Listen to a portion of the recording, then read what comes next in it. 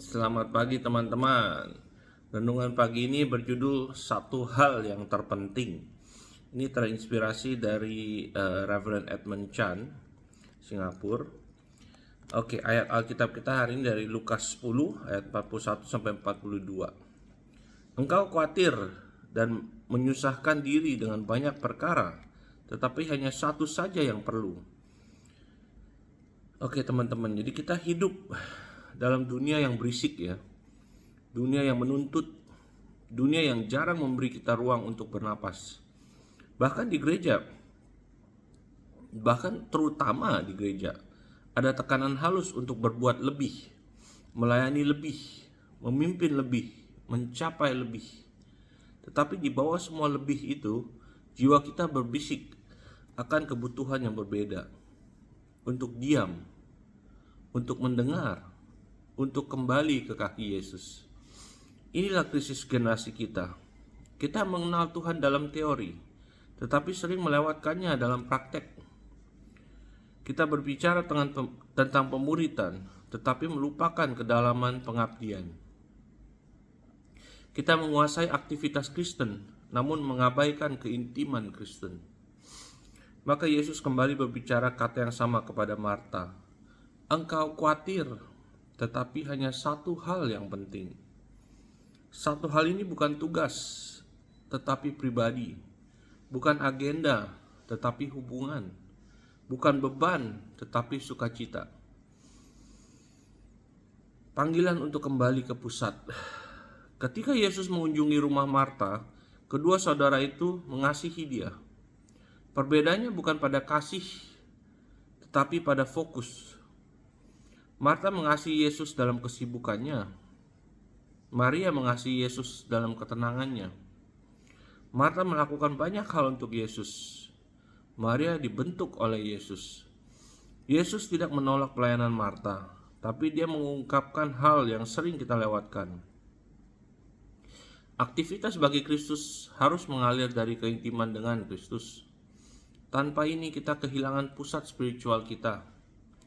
Kelelahan rohani tidak dimulai ketika kita capek, tapi ketika hati kehilangan jangkar. Ketika Yesus menjadi bagian dari jadwal kita, bukan pusat kehidupan kita. Dunia memuji kecepatan, tetapi Yesus mengundang kedalaman. Dunia menekan kita untuk berhasil, tetapi Yesus memanggil kita untuk menyerah. Dunia menghargai produktivitas, tetapi Yesus menghargai kehadiran. Dan dalam keheningan bersama Dia, kita menemukan kembali kehidupan yang dirindukan jiwa kita. Kehidupan yang tidak padat, tetapi terpusat. Tidak panik, tetapi fokus. Tidak digerakkan oleh tekanan, tetapi dipimpin oleh kasih. Penjelasan lebih dalam ya. 3 kebenaran tentang satu hal. Satu hal itu apa? Satu hal ya. Poin pertama, satu hal dimulai dengan mendengar dengan penuh perhatian. Maria duduk dekat kaki Tuhan dan mendengarkan. Mendengar adalah postur kerendahan hati. Ia berkata, Tuhan, suaramu-lah yang mendefinisikan dan menuntunku. Di dunia yang penuh podcast, khotbah, berita, dan obrolan tanpa akhir, disiplin rohani yang paling langka adalah keheningan. Keheningan yang beri ruang bagi suara Kristus. Poin kedua, satu hal memerlukan pilihan yang sengaja. Alkitab berkata Maria memilih bagian yang terbaik. Pengabdian tidak terjadi secara otomatis. Jika kita tidak menyediakan ruang bagi Yesus, dunia akan mengisinya dengan gangguan. Memilih Kristus berarti berkata tidak pada hal-hal lain. Bukan karena hal-hal itu jahat, tetapi karena hal-hal itu tidak utama. Poin ketiga, satu hal tidak akan pernah diambil. Yesus berkata, bagian itu tidak akan diambil daripadanya. Segala hal lain dalam hidup rapuh. Rencana bisa gagal, kesehatan bisa goyah, relasi berubah, pelayanan berganti. Namun, keintiman dengan Yesus, harta ini, tidak bisa diambil.